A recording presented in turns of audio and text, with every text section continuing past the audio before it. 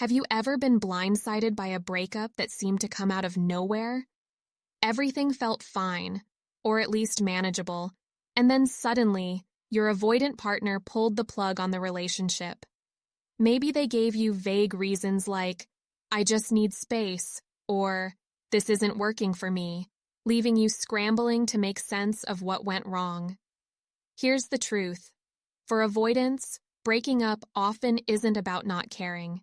It's about protection, shielding themselves from emotional discomfort or perceived threats to their independence. This doesn't mean it's easy to accept or understand, especially when you're left with so many unanswered questions. But once you start to see the breakup through their lens, it opens up new possibilities for healing and even reconnection.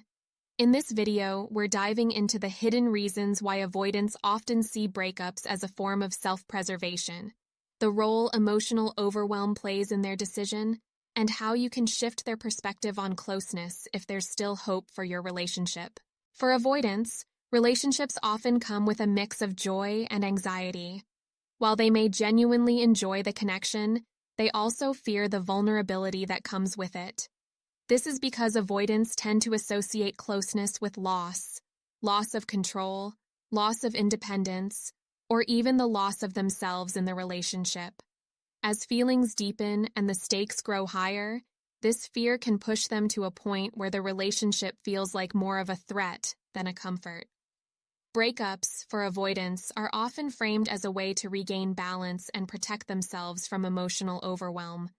They might not even realize this consciously. To them, the relationship simply feels too much. Perhaps there were conflicts that highlighted their inability to meet your emotional needs, or maybe the pressure to commit made them feel trapped. Instead of addressing these feelings directly, they may convince themselves that ending the relationship is the only way to find relief. This pattern can be deeply frustrating for their partners. You might feel like everything was going well, only to be blindsided by their sudden withdrawal. But understanding that this decision often stems from their internal struggle, not necessarily from a lack of love or care, can help you navigate the situation with more clarity and compassion. Emotional overwhelm is one of the most significant factors driving avoidance to end relationships. Even if things seem smooth on the surface, avoidance can experience a buildup of internal pressure that eventually becomes too much to handle. This pressure might come from feeling like they can't meet your emotional needs, worrying about losing their independence, or even just the vulnerability of being seen and known in a deep way. For avoidance, these feelings can be so intense that breaking up feels like the only way to escape.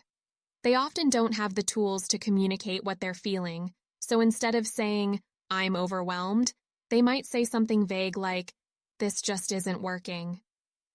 These words are often more about their internal experience than about the relationship itself. The challenge is that their retreat into self-protection often leaves you with no closure. This lack of clarity can make it hard to move on, or to know how to approach them if you hope to reconnect. But by understanding the emotional overwhelm they're dealing with, you can begin to see their actions not as rejection, but as an attempt to cope with their own fears and insecurities. Changing an avoidance view of closeness starts with creating a sense of emotional safety.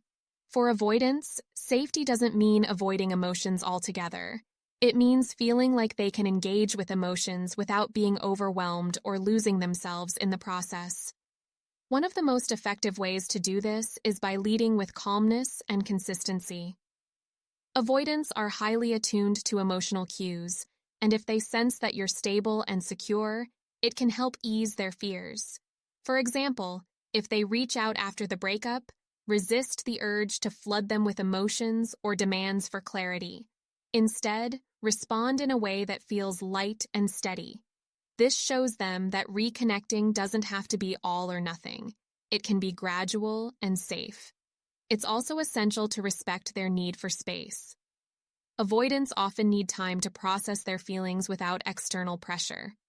Giving them this space doesn't mean you're giving up. It means you're respecting their emotional process while staying grounded in your own.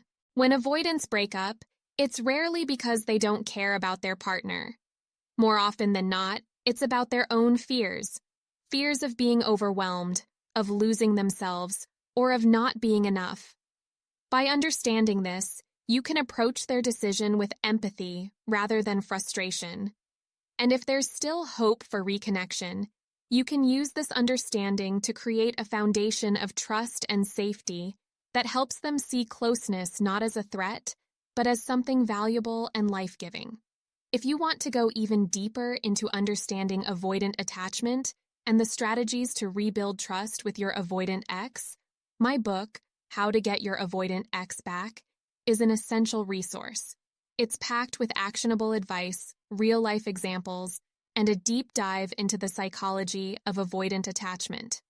This book is designed to help you navigate the complexities of reconnecting with an avoidant partner while staying true to yourself.